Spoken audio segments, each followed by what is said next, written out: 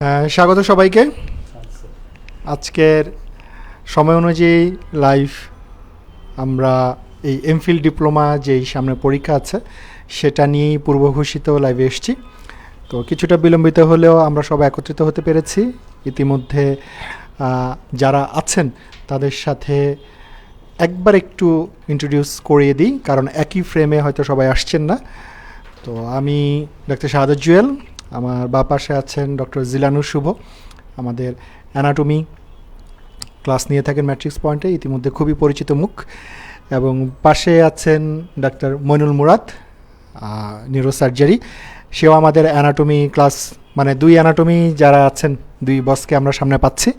তো আপনাদের যে কোয়ারি বা বিভিন্ন প্রশ্ন আছে অবশ্যই আপনারা কমেন্টে করতে থাকবেন। ইতিমধ্যে আমরা প্রশ্ন বেশ কিছু নিয়েছি এবং নতুন প্রশ্নগুলো আমরা সেখানে কালেক্ট করব।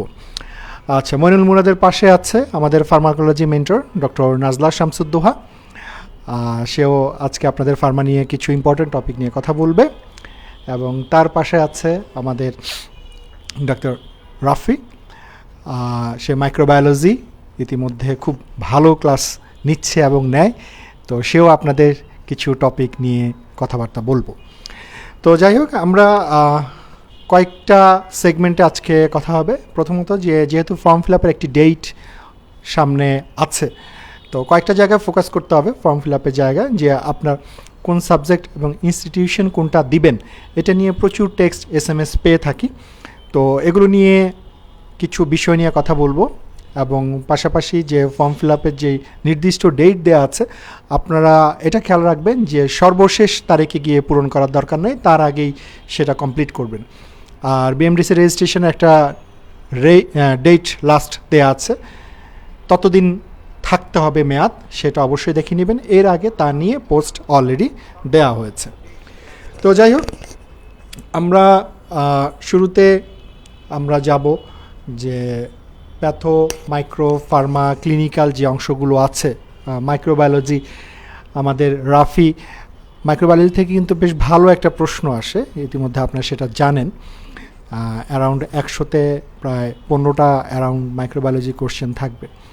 তো আমরা শুরুতেই রাফির কাছে যাই, যে মাইক্রোর কোন টপিকগুলো আপনি একটু গুরুত্ব দিবেন এবং সেগুলো কিভাবে আসলে পড়া উচিত, সেই জায়গাগুলো ও একটু আপনাদেরকে দিক নির্দেশনা দিক, আর পরবর্তীতে আমরা কথা বলার জন্য অবশ্যই আছে।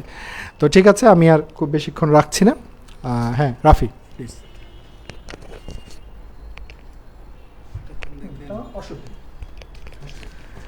ধন্যবাদ জুয়েল ভাই। আসসালামু আলাইকুম। তো পরিচয় তো অলরেডি দেওয়া হয়ে গেছে, তো আশা করি আপনারা ভালো আছেন। তো পরীক্ষার প্রিপারেশন নিশ্চয়ই সবারই ভালো আশা রাখি। তো আমরা জানি যে আমাদের পরীক্ষার ডেট যেটা আসছে এপ্রিলের 9 তারিখ, খুব বেশি দিন সময় বাকি নেই। তো এখন যেটা আমরা ফোকাস করব যে আমরা ইম্পর্টেন্ট টপিকগুলো যতবার বারবার দেখব তত আমাদের পরীক্ষায় নাম্বার বাড়ার সম্ভাবনা তত বাড়বে আর কি। তো প্রতি বছরই আমাদের ম্যাট্রিক্স থেকে এই ইম্পর্টেন্ট টপিকের একটা সাজেশন আকারে শিট বের হয়, এবারও বের হবে। তো আমরা সেগুলোতে ইম্পর্টেন্ট টপিক ফোকাস করব। তো আমার মাইক্রোবায়োলজিতে যেটা জুয়েল ভাই মেনশন করলো যে মোটামুটি 16-17টা কোশ্চেন 100টার মধ্যে আসে প্রতিবারই। তো আমাদের টপিক যেগুলো আছে general bacteriology, systemic bacteriology, virology, parasitology, mycology আর হচ্ছে ইমিউনোলজি। তো মেইনলি বেসিক্যালি আমরা যখন শুরুতে ক্লাস নেওয়া শুরু করি তখন আমরা বলি যে হচ্ছে কীভাবে পড়বো। একটা তো হচ্ছে গিয়ে একভাবে পড়তে পারেন যে আমাদের ম্যাট্রিক্স গাইড বইয়ে যে ইম্পর্টেন্ট টপিকগুলো আছে সেই টপিকগুলো মেন বই থেকে পড়লাম, যে মেন বই থেকে পড়তে পারে খুবই ভালো সবচেয়ে, তারপরে কোশ্চেন সলভ করলাম।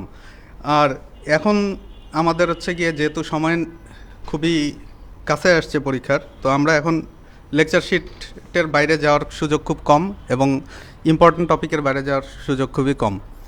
তো জেনারেল ব্যাকটেরিওলজির থেকে যদি মেনশন করি, তো প্রতিবার আসে কোশ্চেন এমন টপিক যদি চিন্তা করি তাহলে ব্যাকটেরিয়াল স্ট্রাকচার, তারপর আপনার হচ্ছে ব্যাকটেরিয়ার ক্লাসিফিকেশন, এরপর যদি নর্মাল ফ্লোরা চিন্তা করি, নর্মাল ফ্লোরাগুলো সবচেয়ে ভালো হয় হচ্ছে সাইট ওয়াইজ কোনো টেক্সট বুক থেকে দেখে নিতে পারলে, একেবারে একসাথে হিউম্যান ফিগারের মধ্যে দেওয়া, যেমন চক্রবর্তী বইয়ের মধ্যে আমার কাছে যেটা সবচেয়ে ভালো লাগে। তো চক্রবর্তী বই থেকে যদি ফলো করেন নর্মাল ফ্লোটা, আমার মনে হয় ভালো হয়। তারপর স্টেরিলাইজেশন খুবই হট টপিক। কোন আইটেম কোন মেথডে আমি স্টেরিলাইজ করব, কোন মেথডে স্পোর কিল হয় এই মেথড তো প্রতিবারই আসতেছে, পেইড কোশ্চেন। আর সিস্টেমিক ব্যাকটেরিওলজিতে যদি যাই, তাহলে ওভারঅল যদি চিন্তা করি, তাহলে ইম্পর্টেন্স ওয়াইজ প্রতিটা ব্যাকটেরিয়ার ভিরুলেন্স ফ্যাক্টর আর প্যাথোজেনেসিটি যদি আমি শুরুতে পড়ে নিতে পারি, তাহলে আমাদের জন্য সবচেয়ে হেল্পফুল হবে। তো এখান থেকে হচ্ছে গিয়ে কোশ্চেন পাওয়ার সম্ভাবনা সবচেয়ে বেশি, যদি আমি একটা ব্যাকটেরিয়া ওয়াইজ চিন্তা করি। আর এরপরে তো এজ এ হোল জেনারেলাইজড মানে কিছু মার্জিং টপিক আছে, যেমন আপনার ধরেন ডায়রিয়া বা হচ্ছে সেপসিস, অথবা হচ্ছে toxin producing organism, exotoxin, endotoxin, এগুলো হচ্ছে গিয়ে আলাদাভাবে পড়তে হবে আমাদের। আর এরপরে আসি হচ্ছে ভাইরোলজি। তো ভাইরোলজি আমাদের ইম্পর্টেন্ট যে ভাইরাসগুলো আছে, যেমন আমার অর্থোমিক্সো, প্যারামিক্সো, এখান থেকে অ্যান্টিজেনিক শিফট ডিফট, তারপর dengue, Nipah, respiratory virus, common cold কারা করতেছে, তো এগুলো ইম্পর্টেন্ট টপিকগুলো। আর সাথে হচ্ছে আমার থাকবে হচ্ছে এসটিডির থেকে প্রতিবার একটা কোশ্চেন আসে, যেটা হচ্ছে জেনিটাল আলসার। তো পেনফুল, পেনলেস জেনিটাল আলসার, এরকম ইম্পর্টেন্ট টপিকগুলো আমরা অ্যাড্রেস করব। আর প্যারাসাইটোলজি যদি চিন্তা করি, প্যারাসাইটোলজিতে প্যারাসাইটের ক্লাসিফিকেশন, তারপর এনিমিয়া কারা করতেছে, তারপর ডিসেন্ট্রির কজ, ম্যালেরিয়া, কালাজ্বর, তারপর ফ্রি লিভিং অ্যামিবাগুলা কীভাবে ইনফেক্ট করতেছে, ওরা যে প্রাইমারি অ্যামিবিক ডিসেন্ট্রি করে নাক দিয়ে ঢুকে, তো এগুলা ইম্পর্টেন্ট টপিকগুলা পড়ে নিতে হবে। আর এরপরে মাইকোলজি থেকে কোশ্চেন খুব কম আসে, তো ক্লাসিফিকেশন জানতে হবে, তারপর কারা সিস্টেমিক মাইকোসিস কারা করতেছে, হ্যাঁ সিস্টেমিকের মধ্যে হচ্ছে অপরচুনিস্টিক কারা করতেছে, আর হচ্ছে কারা প্রাইমারি মাইকোসিস করতেছে। তো ওই অপরচুনিস্টিকের মধ্যে ক্রিপ্টোকাস ক্যান্ডিডা মেনলি অ্যাড্রেস করতে হবে। আর প্রাইমারি সিস্টেমিকের মধ্যে ডাইমরফিক ফাঙ্গাসগুলা, সেগুলো দেখতে হবে। আর ইমিউনোলজি অনেক কঠিন মনে হয় আমাদের কাছে। তো ইমিউনোলজির থেকে যে টপিকগুলো আমরা পড়বো লাস্ট মোমেন্টের জন্য, ক্লাসিফিকেশন বলতে ইনেট, অ্যাকোয়ার্ড, এগুলোর ডিফারেন্স, অ্যাক্টিভ প্যাসিভ ইমিউনিটির ডিফারেন্স, তারপর antibody mediated, cell mediated immunity, আর এমনিতে যে অ্যাকোয়ার্ড এবং ইনেট অ্যাকোয়ার্ডের যে ইমিউনোসেলগুলো আছে, সেলগুলার ফাংশন, এগুলো দেখব। তারপর এমএসসি থেকে এমএসসির রোল ইমিউনিটিতে, এমএসসি কী টাইপের আছে, তারপর কমপ্লিমেন্টের ফাংশন। আর হাইপার সেন্সিটিভিটি খুব ইম্পর্টেন্ট টপিক, হাইপার সেন্সিটিভিটি থেকে hyper sensitivity types, example wise একটু ব্রিফ মেকানিজম দেখতে পারি। আর এইচএলএ অ্যাসোসিয়েটেড ডিজিজ কী আছে, আর অটোইমিউন ডিজিজ একটু ব্রিফ মেকানিজম সহ, যে অ্যান্টিবডি মেডিয়েটেড যে অটোইমিউন ডিজিজগুলো আছে, আর ডাইরেক্ট সেলুলার ড্যামেজ যারা করে, নাম আর জাস্ট ব্রিফ মেকানিজম, যাতে কোনো স্টেম আসলে আমার যাতে ভুল না হয় আর কি। তো এই হচ্ছে গিয়ে ব্রিফলি যদি বলতে হয়। আর ইনস্টিটিউশনের শিটটা কি আপনি বলবেন ভাই? আচ্ছা। আর এমনিতে যদি মানে অ্যাডভাইস যদি দিতে হয়, যে এখন তো আমাদের মাথায় কি কাজ করে, যে কোন সাবজেক্টে যদি ফর্ম ফিল আপ করছেন বা করেন নাই জানি না আমি, তো সাবজেক্ট চয়েসের ব্যাপারে হচ্ছে কি আমার যেটা মনে হয়, যে যেটাতে ভালো, যে যেটা এনজয় করেন মনে হয়েছে এতদিনে, ওই রকম সাবজেক্টে যাওয়াই ভালো। কারণ যেটা দেখা যায় যে অনেক সাবজেক্টে চান্স পাওয়ার পরেও অনেকে হয়তো সার্ভাইভ করতে পারে না, অথবা ভালো লাগে না বলে অনেকে চলেও যায়, এরকম হয়। তো সবচেয়ে বেস্ট হচ্ছে আপনি আপনার মাইন্ডকে আস্ক করেন যে আপনি কোনটা এনজয় করবেন, কোন সাবজেক্ট, কোন সাবজেক্ট নিয়ে আপনি আজীবন কাজ করতে পারবেন। তো আশা করি সবার পছন্দের সাবজেক্টে যেতে পারবেন। তো আগামী কয়েকদিনের জন্য আপনাদের জন্য বেস্ট অফ লাক, যাতে ভালোভাবে প্রিপারেশন নিতে পারেন। ধন্যবাদ সবাইকে। আসসালামু আলাইকুম। ধন্যবাদ রাফিকে। মাইক্রোবায়োলজির বিভিন্ন ছোট ছোট ইম্পর্টেন্ট যেই টপিকগুলো আছে সেগুলো তো সে বললো। আর এটা ছাড়া আপনি ইতিমধ্যে জানেন যে আমরা প্রতি সেশনে ইম্পর্টেন্ট টপিক নিয়ে কিছু একটা শিট বেরোয়, যেটা আমরা কালো শিট বা রেড কালারের একটা শিট বলে পরিচিত। তো আমরা এটা খুব দ্রুতই পাবলিশ করব। আর পাশাপাশি যেটা লাস্ট রেসিডেন্সির প্রশ্ন, যেটা আপনারা খুবই আগ্রহী কি এসছিল, এবং স্বাভাবিকভাবেই সেই টপিকগুলো তো গুরুত্বপূর্ণ থাকে, তো সেটা সলভ সহ একটি ছোট্ট বই বের হবে আগামী 2 থেকে 3 দিনের মধ্যে, এবং পাশাপাশি কালো শিটটাও সেক্ষেত্রে পাবলিশড হবে। তো যাই হোক, এই পর্যায়ে আমি আমার প্যাথোলজি অংশটা নিয়ে আমি পরে বলছি। আমি ডক্টর মইনুল মুরাদকে তার অ্যানাটমির যে অংশটা, আমরা ঘুরে ফিরে কিন্তু এক একজনের কাছে আবার 2-3 বার করে আসবো, অসুবিধা নাই। তো সেটা যেহেতু মইনুল মুরাদ তার 3টা লেকচার থাকে ইউজুয়ালি রেসিডেন্সি বা নন রেসিডেন্সি প্রোগ্রামগুলোতে, ছোট্ট ছোট্ট করে করুক। তো আমি তার কাছে একটু মাইক্রোফোনটা দিচ্ছি যে তার নিউরো, ওই হেডনেক, ব্রেন আইবল, হেডনেক নিয়ে কিছু বলুক, তারপর আমরা পরবর্তীতে আবার তার কাছে আসবো। এখন কি পুরোটাই বলবো নাকি শুধু হেডনেকটা বলো, তাহলে ঘুরে ঘুরে সবার কাছে। আচ্ছা, ধন্যবাদ সবাইকে আসলে আমাকে কিছু বলার সুযোগ দেওয়ার জন্য। ম্যাট্রিক্স পরিবারের পক্ষ থেকে আজকের যে লাইভের আয়োজন, তাতে সবাইকে স্বাগত জানাচ্ছি। ইতিমধ্যে যারা জয়েন করেছেন সবাইকে ওয়েলকাম। এবং আপনারা কমেন্ট বক্স তো ওপেন আছে, আপনারা চাইলে আপনাদের কোনো কোশ্চেন থাকলে কমেন্ট বক্সে আপনারা কোশ্চেনগুলো করতে পারেন, আমরা চেষ্টা করবো সেগুলোকে একটু অ্যান্সার করার জন্য। সামনে পরীক্ষা চলে আসছে, খুব বেশি সময় নেই, আমাদের কাছে বোধহয় 1 মাসেরও কম সময় আসে যদি এপ্রিল 9 থেকে চিন্তা করি। তো আসলে ক্লাস করার সুযোগ অনেকেরই হয়তো বা সরাসরি গত বছরেও হয়নি, বাট যারা আমাদের পুরনো স্টুডেন্ট বা যারা লেকচার ক্লাসে লাইভ ক্লাসগুলো দেখেছেন, তাদের কাছে স্পেশাল থাকবে যে আমরা ক্লাসে পড়ানোর সময় এত ভাস্ট টপিক, হেডনেক বা ব্রেন আইবল যেটা আমরা বলি, যে টপিকগুলোকে আমরা সবসময় গুরুত্ব দিতাম, মানে গুরুত্ব দেওয়ার উদ্দেশ্যটাই ছিল যে এই টপিকগুলো থেকে প্রিভিয়াস ইয়ারে কোশ্চেনগুলো আসে, ঘুরে ফিরে কিন্তু টপিকগুলো মোটামুটি একরকম থাকে। সো আপনারা ওই টপিক ওয়াইজ যদি প্রিপারেশনটা আমরা নিতে পারি, তাহলে আমাদের মনে হয় সহজে বা কম সময়ের মধ্যে আমরা বেশি নাম্বারের জন্য বা প্রিপারেশনটাকে একটু সহজ করতে পারবো। তো সেই লক্ষ্যেই জিওল যেটা বলছিল আমাদের, যে আমাদের কিছু ইম্পর্টেন্ট টপিকের শিট, কালো শিট মানে কালো হাতের মতো না, অবশ্য কালো শিট আর কি, বা রেড শিট হোয়াট এভার। তো এই শিটে আমরা কিছু চেষ্টা করি যে যেই টপিকগুলো থেকে প্রতি বছরই ঘুরে ঘুরে ইম্পর্টেন্ট কিছু কোশ্চেন আসে সেগুলা বলে দেওয়ার জন্য, যাতে করে আপনারা প্রিপারেশন যখন নেবেন, নিতে পারলে সবগুলো ভালো, বাট এই টপিকগুলোকে সর্বোচ্চ এমফাইসিস দিয়ে এই টপিকগুলো যদি আমরা পড়ে ফেলি, তাহলে আমাদের প্রিপারেশনটা অনেক ভালো হয় এবং ম্যাক্সিমাম কোশ্চেন আমরা অ্যান্সার করতে পারবো বলে আমরা বিশ্বাস করি। শেষ মুহূর্তে আসলে খুব বেশি ভাস্টলি পড়ার সুযোগ থাকে না। হেডনেক থেকে যদি এরকম স্পেসিফিক্যালি আমরা বলি, যে হেডনেকে প্রথমে আমরা স্কাল্প এবং স্কালের ব্লাড সাপ্লাই এটা নিয়ে কিছু কথাবার্তা বলি। যেহেতু আমাদের স্কালের ইনজুরিটা বা মাথায় কেটে যাওয়াটা খুব কমন, সো এখানে কেটে গেলে কোন আর্টারিগুলো ড্যামেজ হয় বা এই আর্টারিগুলো আসলে কোত্থেকে আসে, অ্যানাটমিতে যখনই কোনো আর্টারি কোশ্চেন আসে, শুভ হয়তো ওগুলোর সাথে বলবে আমাদের সাথে, এই আর্টারিগুলো পড়লে সেটা ট্রিবিউটারিজ বা সেটা ব্রাঞ্চ কোত্থেকে আসতেছে বা এর কী কী ব্রাঞ্চ আছে সেই জিনিসগুলো পড়তে হয়। তো আমরা স্কাল্পের এরকম ব্লাড সাপ্লাইটা বা স্কাল্পের কী কী লেয়ার আছে জিনিসগুলো আমরা একটু পড়তে পারি। খুব কমনলি ইনজুরি হয়, সো সেখান থেকে প্রায়শই কোশ্চেন আসে।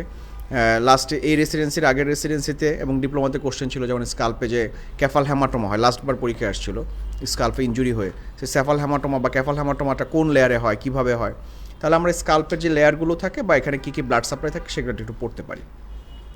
এরপর আমরা যেটাতে চলে যাই মেনলি আমাদের হেডনেক রিজনে, যেটা নিয়ে আমাদের খুব কষ্ট হয়।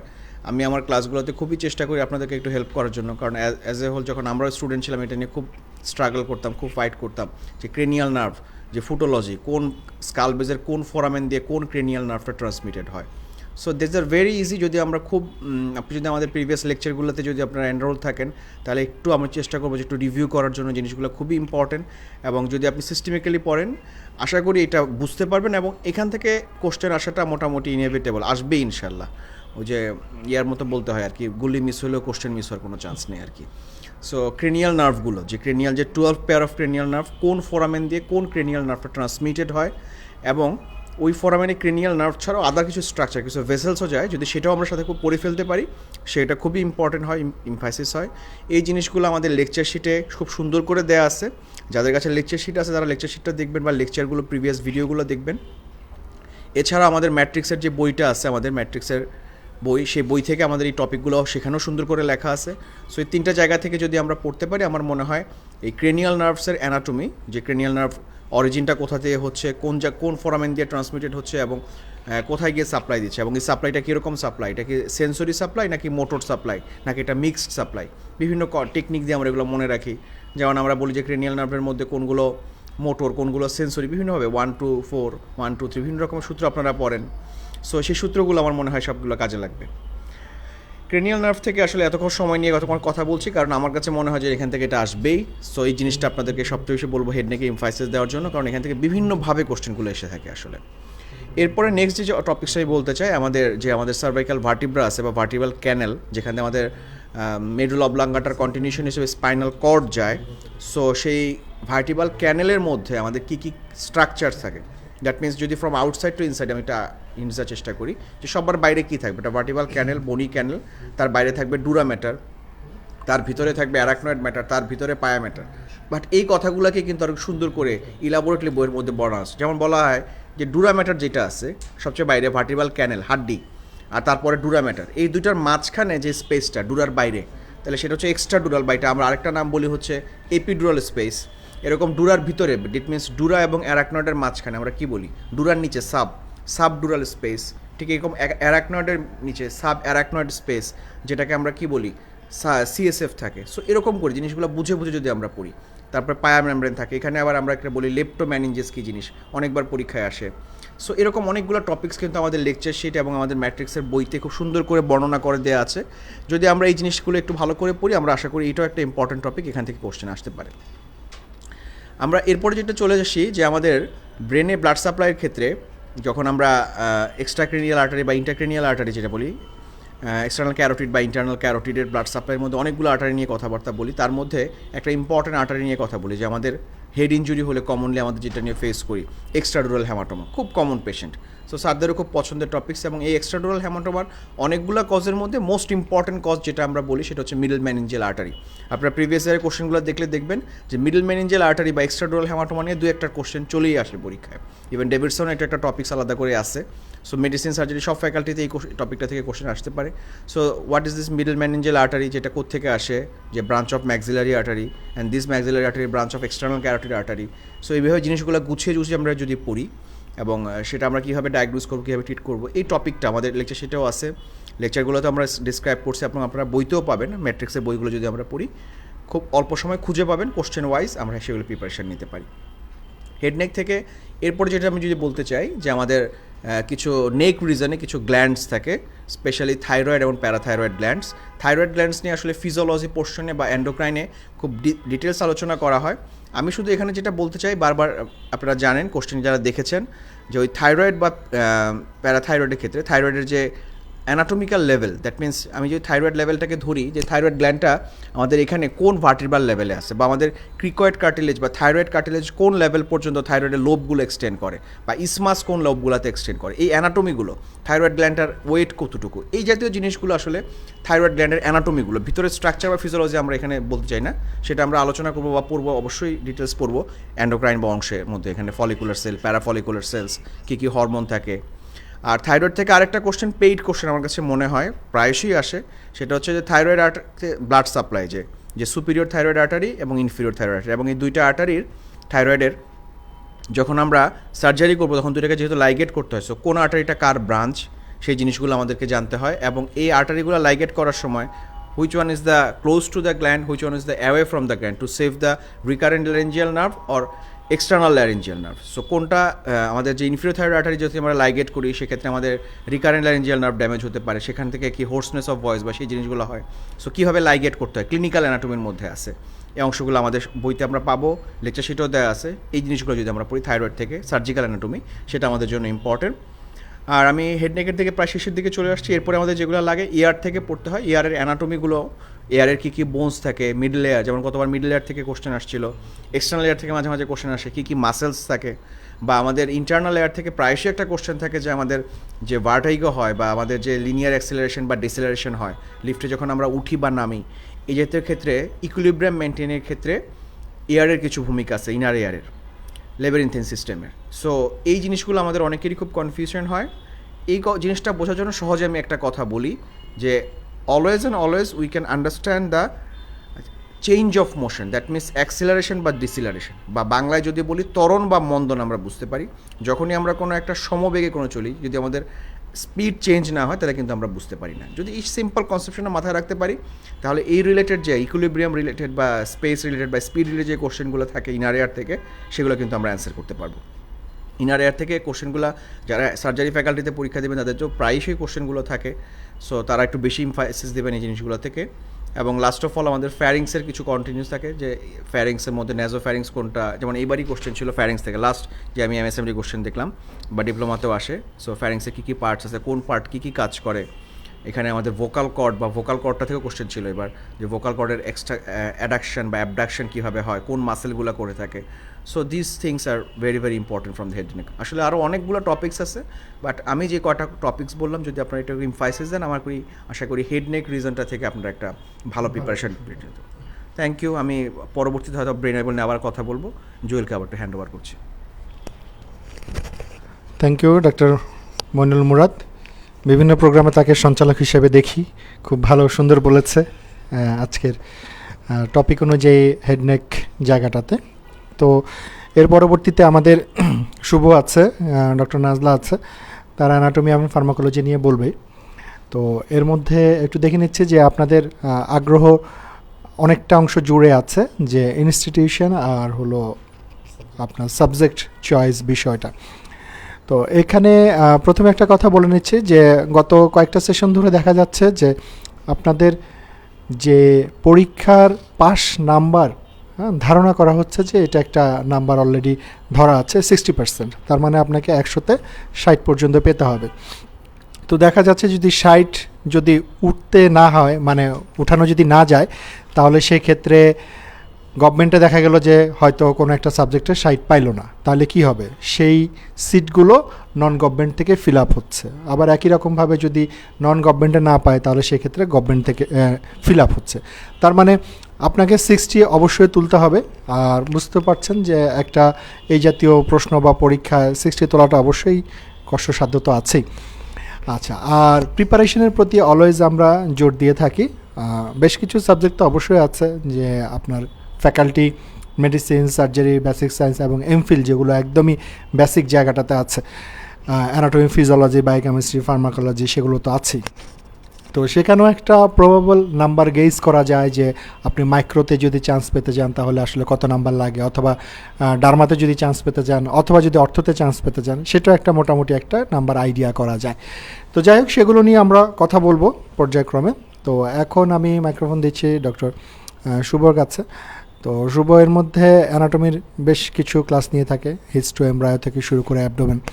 তো আমরা মনে হয় এক এক করে চ্যাপ্টার করে সামনের দিকে আগাবো, আর খুব ছোট্ট পরিসরের টপিকগুলো আপনাদের নাম বলে দিবে, আপনারা সেগুলো আগামী যে 1 মাস আছে সেটা অবশ্যই দেখার চেষ্টা করবেন। ধন্যবাদ জুয়েল ভাইয়াকে। সো ফার্স্ট অফ অল আমি অনেকগুলো টপিক দেখলাম আপনাদের এই ইনস্টিটিউশন চয়েস এবং সাবজেক্ট চয়েস নিয়ে। সো রেসিডেন্সি বা ডিপ্লোমা, এখন আমরা যেই প্রোগ্রামটাই বলি না কেন, টু মাচ কমপ্লিকেটেড। হ্যাঁ, অনেক কম্পিটিশান। আপনি ডিপ্লোমাতেও আশা করতে পারেন না যে এই সাবজেক্টটা আমি দিব আর আমার চান্স হয়ে যাবে। সো আপনার একটা গুড প্রিপারেশান কিন্তু সব সাবজেক্টেই লাগবে। হ্যাঁ, কোনো সাবজেক্টকে ছোটো করে দেখার কিছুই নাই। আপনি সেটা বায়োকেমিস্ট্রি হোক, ফিজিওলজি হোক, খুব কম্পিটিশান দেখা যাবে। এখানে তো অ্যারাউন্ড 65+% নাম্বার কিন্তু লেগেই যায়। 60% যেখানে পাস মার্ক, সেখানে আপনাকে অবশ্যই 65-70 গেইন না করলে আপনি কেমনে চান্স পাবেন। সো কাউকেই কোনো সাবজেক্টকে যেমন ছোটো করে দেখার দরকার নাই, সেই সাথে সাথে আপনার কম্পিটিটরকেও ছোটো করে দেখার দরকার নাই। হ্যাঁ, আমাদের অনেক কম্পিটিটর আছে যারা 2 বছর 3 বছর ধরে প্রিপারেশান নিচ্ছে। সো আপনি যারা একদম বিগেইনার, তাদের খুব ডিপ লেভেলেরই ডিপ্লোমার জন্য প্রিপারেশান নিয়ে যেতে হবে। ডিপ্লোমা বলা যায় যে একদম রেসিডেন্সির হাব কোশ্চিন হয়। সো আপনাকে কিন্তু সেই লেভেলের প্রিপারেশান নিয়ে যেতে হয়। কোশ্চিনগুলো এমন না যে ডিপ্লোমা কোশ্চিন দেখে খুব সহজ কোশ্চিন করে দেবে আপনাকে। দেখা যাবে ওই রেসিডেন্সির কোশ্চিনগুলোই ডিপ্লোমাতে দিয়ে দিচ্ছে জাস্ট কিছুটা আকপিচ করে, হয়তোবা একটু ব্রড কোশ্চেনগুলো ডিপ্লোমাতে কম থাকে, একটু ডাইরেক্ট কোশ্চেন বেশি থাকে, বাট সেম লেভেলেরই কিন্তু প্রিপারেশনগুলো নিয়ে যেতে হয়। সো আমি অ্যানাটমি নিয়ে শুরু করার আগে আমি একটা ওভারঅল যদি আপনাকে বলি, আপনার হাতে যে মোর অর লেস 28-29 ডেজ রয়েছে, সো বেশ ভালো সময় বলা যায় আমার হিসাবে, একদম কম না। সো আপনি যদি এই টাইমগুলোকে খুব বেশি ইউটিলাইজ করেন, খুব বেশি প্রতিদিন যদি আপনি 8 থেকে 10 ঘন্টা করে পড়াশোনা করেন, তাহলে যে সিলেবাসটা রয়েছে আই থিঙ্ক ভেরি ইজি, আপনার পরীক্ষার জন্য বেশ ভালো একটা প্রিপারেশন হয়ে যাবে। এই জাস্ট এই শেষের 27-28টা দিন যদি আপনি খুব ডেডিকেটেড ওয়েতে প্রিপারেশান নেন। এখন কোশ্চিন আপনার মনে আসবে স্বাভাবিক যে আমি আসলে এই 27-28 দিন পড়বো, আচ্ছা ঠিক আছে আমি 8-10 ঘন্টা পড়বো, বাট কী পড়বো? সো এগুলোতে কনফিউশনের কিছু নেই। আপাতত যেহেতু আপনি তো একটা মোটামুটি প্রোগ্রামের ভিতরে ছিলেন, আপনি জানেন অলরেডি প্রিভিয়াস ইয়ারের কোশ্চিন সলভ করেছেন, তো লাস্ট মোমেন্টে আসলে কী পড়া উচিত? লাস্ট মোমেন্টে আমাকে যদি পার্সোনালি জিজ্ঞেস করেন, আমি বলবো আমাদের যে লেকচার শিটগুলো রয়েছে এটা টু মাচ ইনরিচড। হ্যাঁ, এইখানে বিভিন্ন সালে যেগুলো পরীক্ষায় আসার মতো পরীক্ষায় এসেছে সেগুলো নিয়ে ইন ডিটেলস শর্ট ওয়েতে আপনাকে অনেক সুন্দর করে গুছিয়ে দেওয়া আছে। সো আপনি যদি জাস্ট ওটাকে ফলো করেন, I think more than enough. Next আমি বলবো যে আমাদের যে ভিডিওগুলো হয়েছে ক্লাস ওয়াইজ, সেখানে এক্সপ্লেনেশন, বিভিন্ন shortcut technique, way of remember, পরীক্ষায় আসলে আপনি কীভাবে অ্যাপ্রোচ করবেন, এইগুলো যে টেকনিকগুলো ডিসকাস করা হয়েছে এগুলো কিন্তু আপনার মাথায় অবশ্যই থাকতে হবে। সো শিটটাই বা আপনি কীভাবে পড়বেন? প্রতিটা শিটের আমাদের ম্যাট্রিক্সের একটা প্যাটার্ন রয়েছে। প্রত্যেকটা শিটের একদম শুরুতেই কিন্তু আমরা কিছু কন্টেন্ট লিখে দিই। আপনাদের একটা ব্ল্যাক শিটের কথা বারবার বলতেছে, যেখানে যে বেশ কিছু ইম্পর্টেন্ট টপিকগুলো লেখা রয়েছে, এটাই বা আপনি কীভাবে পড়বেন? ঠিক না, যে ভাইয়া অনেকগুলো টপিক বললো অলরেডি, মাইক্রোবায়োলজি থেকে অ্যানাটমি থেকে ভাই আপনাদের অনেকগুলো টপিক বলেছে। তো এই জিনিসগুলো আপনাকে কীভাবে অ্যাপ্রোচ করতে হবে, আপনার অ্যাপ্রোচটা এভাবে থাকবে। আপনি টপিকগুলো আমাদের ব্ল্যাক শিটে কম বেশি পেয়ে যাবেন, বাট এই টপিকগুলো আপনাকে মেমোরাইজ করতে হবে, ফুল মেমোরাইজ। লাইক যেমন ভাইয়া একটু আগে ডিসকাস করলো আপনার সাথে স্কাল্পের ব্লাড সাপ্লাই। সো আপনি ব্লাড সাপ্লাই আপনি জানেন এখান থেকে ভাই ইমফেসিস দিচ্ছে, কোশ্চিন আসবে। ওকে, সো এই জিনিসটা আপনাকে চোখ বন্ধ করে চিন্তা করতে পারছে, স্কাল্পের ব্লাড সাপ্লাই আমাকে ক্লাসে এটা বলেছিল, আমার এটা মনে আছে। ইনকেস আপনার যদি মনে না থাকে, আপনাকে সাথে সাথে সেটা শিট দেখে নিতে হবে। প্রত্যেকটা টপিক আপনার মেমোরিতে A to Z থাকতে হবে। সো এইভাবে যদি আপনি এই ব্ল্যাক শিটের প্রত্যেকটা টপিক আপনার মাথায় রাখতে পারেন, আই থিঙ্ক আপনার চান্স, এটা বলবো না যে আপনার 100% কোশ্চিন কমন আসবে, এটা কখনোই বলা সম্ভব না, বাট আশা করি যে অবশ্যই একটা ভালো বেশ ভালো একটা সম্ভাবনা থাকবে। কারণ এখানে অনেক অ্যানালাইসিস করে আমরা কিন্তু টপিকগুলো সিলেক্ট করি। হ্যাঁ, সো আমার একটা সাজেশন থাকবে, লাস্ট 28 দিনে অন্তত যে লেকচার শিটটা রয়েছে আমাদের এবং যে ব্ল্যাক শিটে যে সাজেশনগুলো থাকবে, সেই প্রত্যেকটা টপিকের A to Z যেন আপনি চোখ বন্ধ করে বলতে পারেন। আপনাকে যদি আপনার ফ্রেন্ড ফোন দেয় যে ঠিক আছে ব্ল্যাক শিটের 9 নম্বর পৃষ্ঠার অমুক টপিকটা বল, আপনি একদম বলে দিতে পারবেন, তাহলে বুঝবেন যে আপনার চান্স হচ্ছে। এইরকম একটা গ্রিপ রাখতে হবে, এবং আই থিঙ্ক এই 28 দিন মোর দেন এনাফ এভাবে গ্রিপ নেওয়ার জন্য। ওকে, সো এর বাইরে আমি যদি একটু হিস্টোলজি এমব্রায়োলজি নিয়ে লাস্টের মোমেন্টের জন্য একটু বলি, খুব শর্ট করে। এমব্রায়োলজি থেকে আমি অ্যাজ ইউজুয়াল ক্লাসেও বলি, সবসময় বলি, লাস্ট মোমেন্টে সব বাদ, আপনি শুধু 5টা পোর্শনের ডেরিভেটিভস পড়ে যাবেন, ইনশাল্লাহ এর ভিতরে আপনার কোশ্চিন চলে আসবে। মোর অর লেস এই ট্রেন্ডেই কোশ্চিন চলে।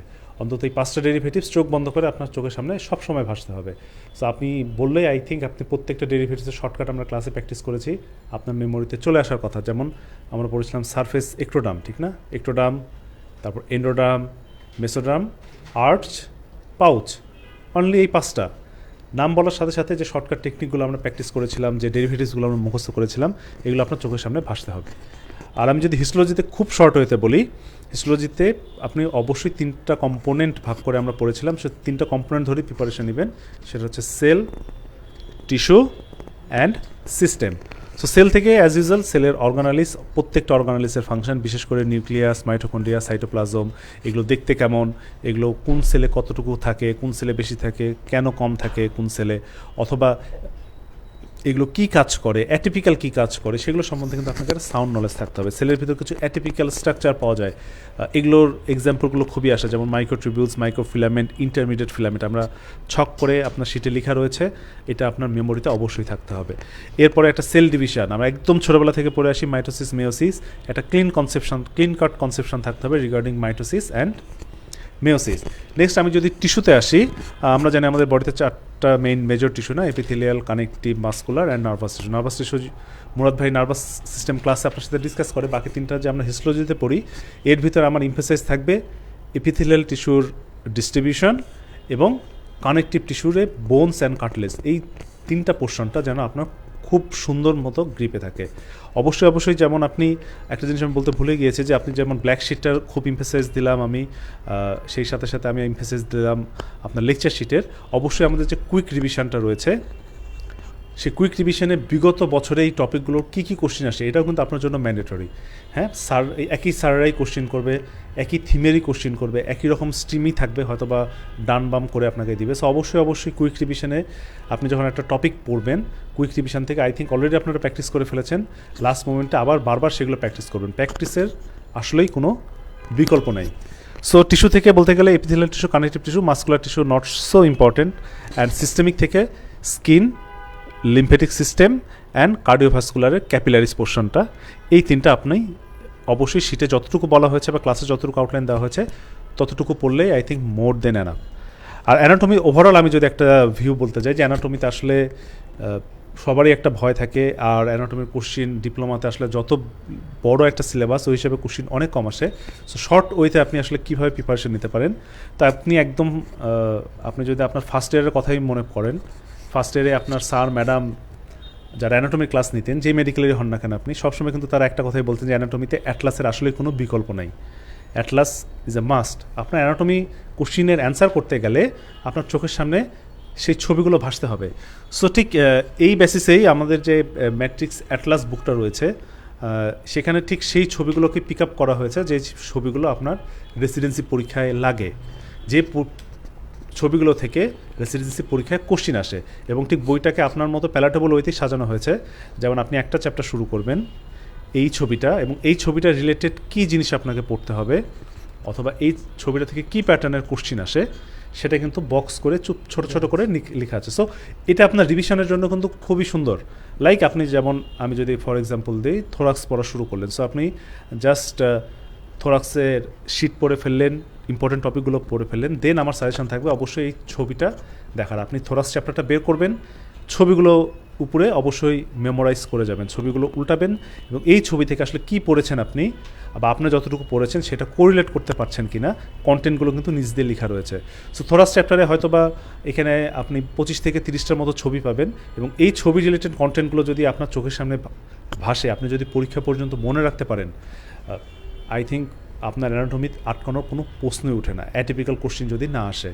সো খুবই easy, just memorize this picture memory is very important for taking preparation in anatomy, এর কোনোই বিকল্প নাই। সো ছবি অবশ্যই কিন্তু আপনাকে দেখতে হবে। সো মোটামুটি এটুকুই, পরবর্তীতে আবার আপনার সাথে আবার কথা হবে। ওকে, থ্যাংক ইউ ভাইয়া। ধন্যবাদ শুভ।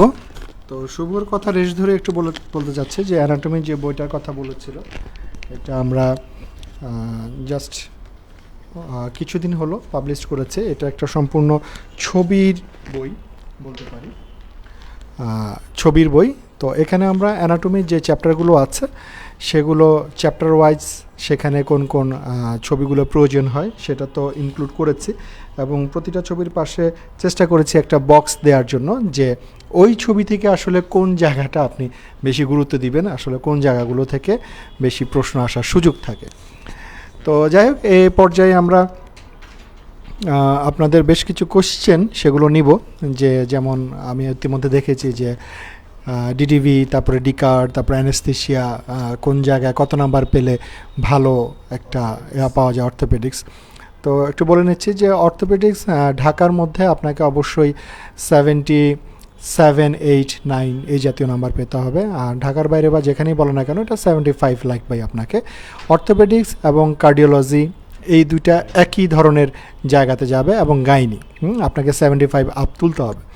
আর পাশাপাশি যেটা বেসিক সাবজেক্টের মধ্যে মাইক্রোবায়োলজি, এটাতে তুলতে হবে অ্যারাউন্ড প্রায় 70 বা 72 এর মতো।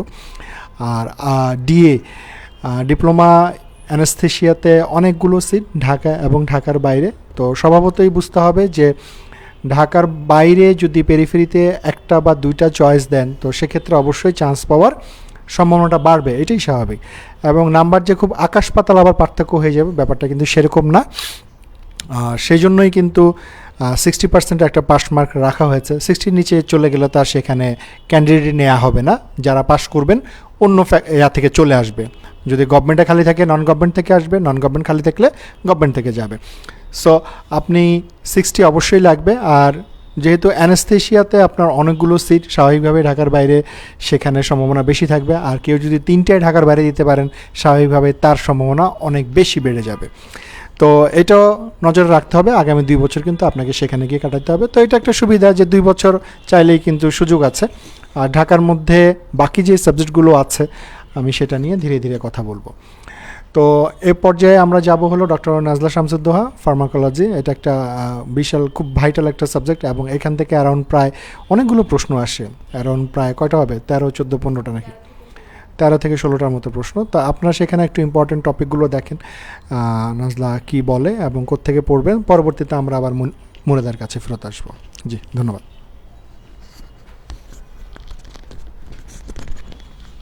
থ্যাংক ইউ জুয়েল ভাইয়া আমাকে সুযোগ করে দেওয়ার জন্য। আসসালামু আলাইকুম সবাইকে, আশা করি সবাই ভালো আছেন। তো আপনাদের তো দেখতে দেখতে পরীক্ষা চলেই আসলো। আমরা জানি যে নেক্সট এপ্রিলের 9 তারিখে এমফিল ডিপ্লোমা এক্সাম হবে। তো এখানে আপনাদের অন্যান্য সাবজেক্টের পাশাপাশি সবসময় আমরা বলি যে ফার্মাকোলজি থেকে কিন্তু বেশ অনেকগুলো কোশ্চেন আসে। তো ফার্মাকোলজি থেকে কোশ্চেন আসলেও ফার্মাকোলজির মজার যে বিষয়টা, রেসিডেন্সিতেও কিছু পেড কোশ্চেন আসে, সেই সাথে কিছু কনসেপচুয়াল কোশ্চেন আসে। আর এমফিল ডিপ্লোমাতেও সেম অবস্থাই হয়, যেটা হয় যে আপনার রেসিডেন্সি টোটাল কোশ্চেন হচ্ছে 200টা থাকে, আর ডিপ্লোমাতে হচ্ছে 100টা থাকে। বাট প্রিপারেশন কিন্তু অলমোস্ট প্রিপারেশন সেম। এবং এখান থেকে দেখা যায় যে আপনাদের কিছু পেড কোশ্চেন থাকবে, কিছু প্রিভিয়াস ইয়ার কোশ্চেন রিপিটেশন হবে, আবার কিছু নতুন কোশ্চেন আসবে, কনসেপচুয়াল কোশ্চেন আসবে। তো এখন লাস্ট মোমেন্টে ফার্মাকোলজি অনেক ভাস্ট একটা সাবজেক্ট। পুরো ফার্মাকোলজি আপনারা যেটা হচ্ছে এমবিবিএস লেভেলে 1 বছর পড়েছেন, সেই জিনিসটা এখন হচ্ছে গিয়ে আপনাদেরকে মানে এই লাস্ট 1 মাসে আপনারা কিভাবে এটা গুছিয়ে আনবেন। তো আপনারা যারা আমার সাথে ক্লাস করেছেন তারা তো অলরেডি ক্লাসে আমি কিছু ট্রিক্স অ্যান্ড আপনাদেরকে টেকনিক শিখিয়ে দিয়েছি অলরেডি। আর যারা ক্লাস করেননি তাদের উদ্দেশ্যেই বলছি, সবার জন্যই বলছি, আপনারা সবার আগে যেটা করবেন, এই যে সবার সাথে সুর মিলিয়ে আমিও বলতে চাই যে আমাদের যে কালো শিটটা কিংবা রেড শিটটা ইম্পর্টেন্ট টপিকের, এই টপিকগুলো দেখে দেখে প্রত্যেকটা টপিক আপনার মাথায় থাকতে হবে এবং আপনাদের এই জিনিসগুলো একদম প্রত্যেকটার অ্যান্সার জানা থাকতে হবে।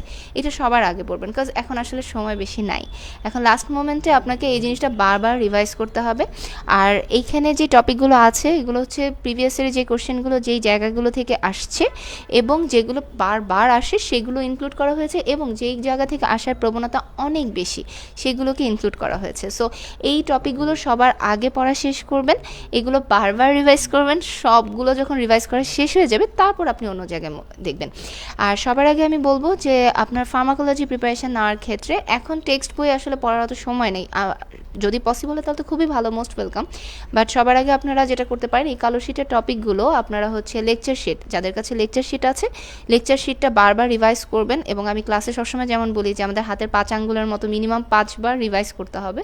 সো এখনও আমি বলবো যে আগে লেকচার শিটটা ভালোভাবে পড়বেন। আর এই যাদের কাছে লেকচার শিট নাই তারা আমাদের এই টপিকগুলো দেখে আপনারা যেটা করবেন যে আপনাদের ম্যাট্রিক্সে যে আমাদের যে 7 ভলিউমের যে বইটা আছে ওইখান থেকে আপনারা থিওরি পোর্শনটা পড়ে ফেলবেন।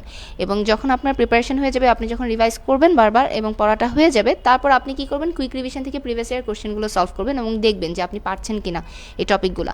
সো আশা করি এভাবে পড়লে আপনারা পারবেন। সো আমরা যদি দেরি না করে শুরু করি যে আমাদের ফার্মাকোলজিটা আমরা কীভাবে পড়বো। তো আমরা ক্লাস নেওয়ার সময় যেমন আমরা বলি যে ফার্মাকোলজিটা আমরা 2টা লেকচারে সাজাই। তো এখানে অ্যাজ এ হোল ফার্মাকোলজি যদি বলতে চাই, আপনাদের জেনারেল ফার্মাকোলজি কিছু অংশ আছে আর সিস্টেমিক ফার্মাকোলজি। এখন জেনারেল ফার্মাকোলজি থেকে আপনাদের যে কোশ্চেনগুলো আসে সেটা এমফিল ডিপ্লোমা হোক, রেসিডেন্সি হোক, সব জায়গার জন্য এই জিনিসগুলো আসে।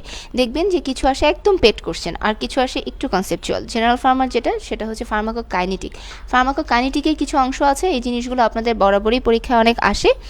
এবং এখানে দেখবেন যে এখানে কিছু টপিক আছে, এই টপিকগুলো থেকে আপনাদের যে জিনিসগুলো বারবার আসে এগুলো আপনারা দেখে নেবেন। প্রত্যেকটা টপিক এখানে লেখা আছে। এবং কিছু পেজ যেমন টেরাটোজেনিক কোনগুলো, তারপর কোনগুলো আমরা প্রেগনেন্সিতে দিব, কোনগুলো আমরা প্রেগনেন্সিতে দিব না, এই জিনিসগুলো আসে। প্রোড্রাগ, তারপর হচ্ছে ফার্মাকোকাইনেটিকের যে অ্যাবজর্পশন ডিস্ট্রিবিউশন আছে, এই জিনিসগুলো হচ্ছে গিয়ে আপনাদের কিন্তু অনেক পরীক্ষায় কোশ্চেন আসে।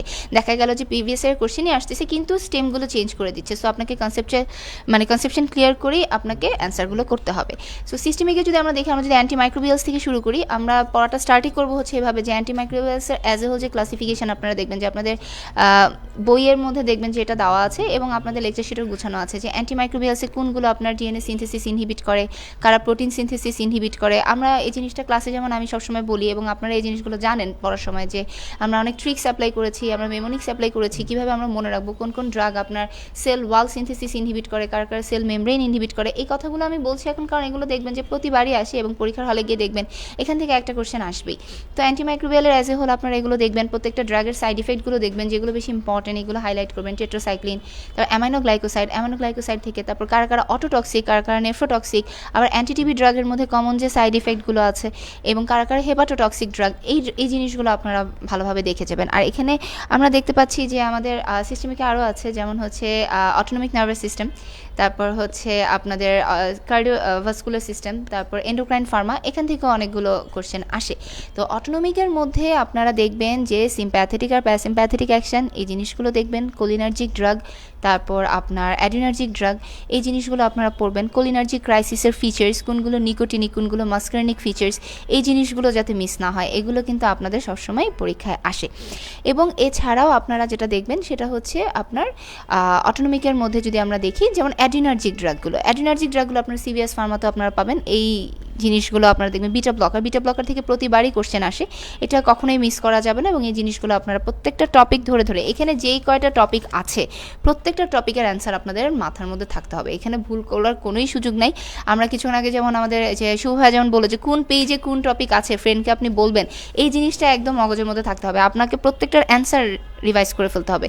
আপনি কিভাবে এই জিনিসটা পড়বেন, প্রথম আপনি যখন একবার পড়বেন তারপর আপনি নিজে নিজে রিক্যাপ করবেন, চোখ বন্ধ করে চিন্তা করবেন যে এই টপিকের অ্যান্সার কী ছিল, এটা ছিল। যখন আপনি চোখ বন্ধ করে প্রত্যেকটার অ্যান্সার আপনি পারবেন তখন বুঝবেন যে আপনি এটার প্রিপারেশন আপনার হয়েছে, ঠিক আছে।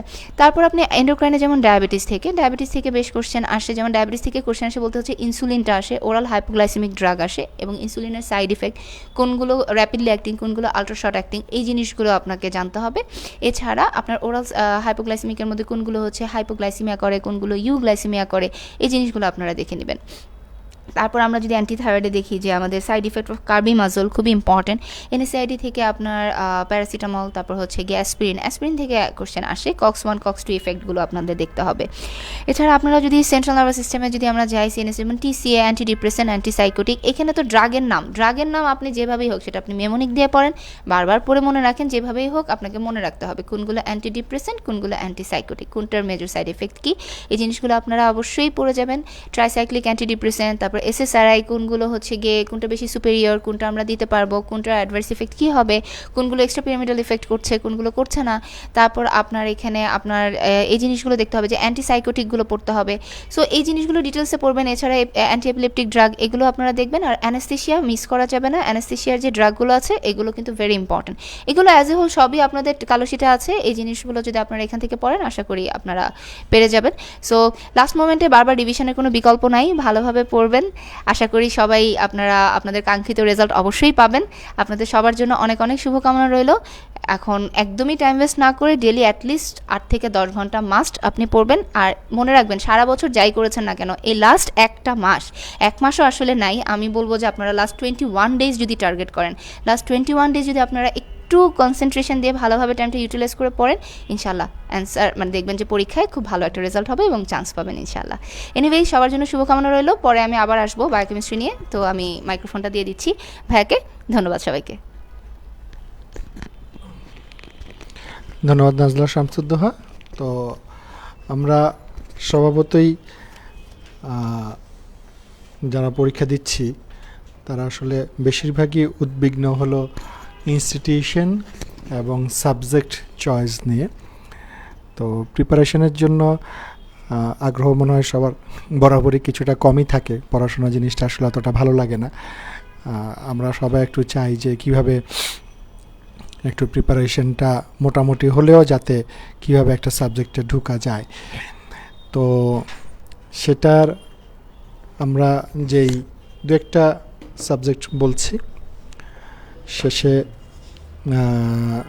কার্ডিওলজি যেমন বেশ কিছু ইনস্টিটিউশন আছে, সেটা অলরেডি বলেছি নাম্বার কত প্রয়োজন হয়। আমরা যদি ডিসিএইচ এর কথা বলি, ডিসিএইচও অনেকগুলো ইনস্টিটিউশন এবং সাবজেক্ট, এই বিষয়টা এর আগেও ফেসবুক গ্রুপে পোস্ট করেছি, আবার পোস্ট করব, সমস্যা নাই। তো আমরা নাম্বারটা একটু বলে দিচ্ছি যে ডিসিএইচে যেমন এখানেও 75 আপ ঢাকার মধ্যে প্রয়োজন হবে, আর ঢাকার বাইরে যদি যান তাহলে আপনি 70-71 সেটা কভার করতে পারবেন। অর্থোপেডিক্স বলেছি ঢাকার মধ্যে 77-78, আর ঢাকার বাইরেও যদি যান তাহলে আপনাকেও তারপরেও 75 পেতে হবে। গাইনি বলেছি, অর্থোপেডিক্স গাইনি একই রকম। কমিউনিটি অপথলমোলজি সেখানে শুধু একমাত্র চিটাংয়ে সিট আছে, চিটাংয়ে। তো এইখানে আপনি 70 হলে চান্স পাওয়া পসিবল, 68 থেকে 70। অটোলারিঙ্গোলজি ইএনটি অনেকগুলো ইনস্টিটিউশন আছে। ইএনটি ঢাকার মধ্যে আপনি অ্যারাউন্ড প্রায় 74-73 এরকম, আর ঢাকার বাইরে যদি যান তাহলে সেক্ষেত্রে আপনি 71-72 হলেও চান্স পাওয়া মনে হয় সম্ভব। অপথলমোলজি খুব ভালো একটা সাবজেক্ট, এটাও আপনার ঢাকা এবং ঢাকার বাইরে আছে। তো ঢাকার মধ্যে অপথলমোলজিতে আপনার 72-73, এবং ঢাকার বাইরে যদি যান সেক্ষেত্রে আপনার 70-এর মতো নিতে হবে আর কি। তো এই একটা গ্রস আপ কথা বললাম। এরপরে আমরা যখন এই পোস্ট দিব ইনস্টিটিউশন এবং সাবজেক্ট, তার নিচে কমেন্টে আপনি কোনো কিছু জানতে চাইলে আমরা চেষ্টা করব সেখানে রিপ্লাই দিয়ে অ্যান্সার দেওয়ার জন্য। তো এই পর্যায়ে ডক্টর মইনুল মুরাদকে তার সর্বশেষ যেই নির্দেশনা টপিকমূলক সেটা বলবে, তারপরে আমরা আবার নতুন করে কিছু কথা বলবো। ধন্যবাদ। ধন্যবাদ। এতক্ষণ আমরা হেড নেক নিয়ে প্রথমে আমি একটা অংশে আলোচনা করেছিলাম যে কী কী ইম্পর্টেন্ট টপিক পড়তে হবে, ব্যাপারগুলো একটু ডিফিকাল্ট যাদের আসলে আগে প্রিপারেশন নাই। সো এর পরের টপিকটা তো আমি খুব সংক্ষেপে বলবো কী কী প্রিপারেশন নেওয়া যায়। ব্রেন আইবল থেকে আসলে অনেক ভাস্ট টপিকস, বাট আমি কয়েকটা টপিকস এখানে বলতে চাই যে ব্রেনের যে আমাদের ডিফারেন্ট লোবসগুলো আছে, ফ্রন্টাল, প্যারাইটাল, এগুলোর ডিভিশনে একটা ছক দেওয়া আছে। ওই ছকের আদলে আমাদের লেকচার শিটেও আমরা একটা ছক করে দিছি যে লোবগুলো কোন কোন লোব কী কী ফাংশন করে। ব্রেন আইবল থেকে যদি আমরা এটা পড়ি, লোবগুলোর ফাংশন থেকে একটা কোশ্চেন আমরা আশা করতেই পারি, আসতে পারে যে আমাদের হিয়ারিং বা কথা বলাটা কোন লোবের কাজ, বা আমাদের মেমোরি তৈরি করা কোন লোবের কাজ, বা আমাদের ভিশন কোন লোবে থাকে, এরকম টপিকস হয়েছে। ব্রেনের কোন লোব কী ধরনের ফাংশন করে এটা আমরা একটু দিতে পারি।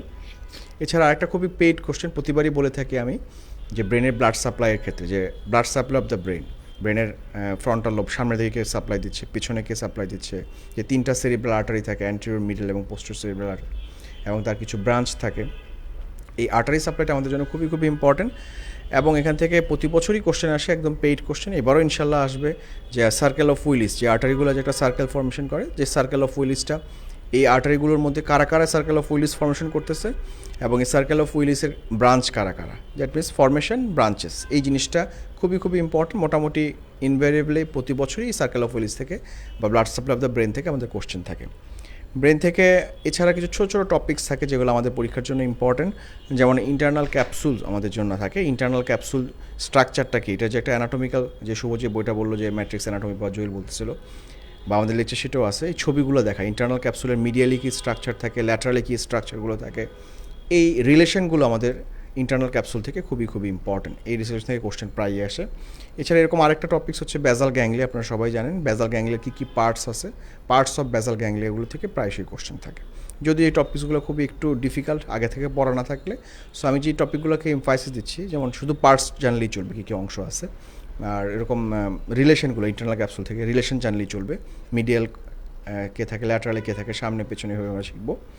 আরেকটা ইম্পর্টেন্ট টপিক ব্রেন থেকে আমরা বলি প্রতি বছরই থাকে, এটা প্যাথোলজির কোশ্চেন হিসেবে অনেক সময় চলে আসে, যে সিএসএফ, সেরিব্রোস্পাইনাল ফ্লুইড, এটা কোথায় ফর্মেশন হয়, সিএসএফ কীভাবে সার্কুলেশন হয়, পাথওয়েগুলো ল্যাটারাল ভেন্ট্রিকাল থেকে কীভাবে থার্ড ভেন্ট্রিকালে যাচ্ছে, সেখান থেকে ফোর্থ ভেন্ট্রিকাল, অ্যাকুইডাক্ট দিয়ে, লোস্কা দিয়ে, ম্যাজেন্ডি দিয়ে কীভাবে সার্কুলেশন হচ্ছে, কোথায় সিএসএফটা অ্যাবজর্ব হচ্ছে, এবং সিএসএফের নর্মাল কম্পোজিশন, যেখানে প্রোটিন কতটুকু থাকে, অন্যান্য কন্টেনের অ্যামাউন্ট কতটুকু থাকে, এই জিনিসটা আমাদের জানতে হয়।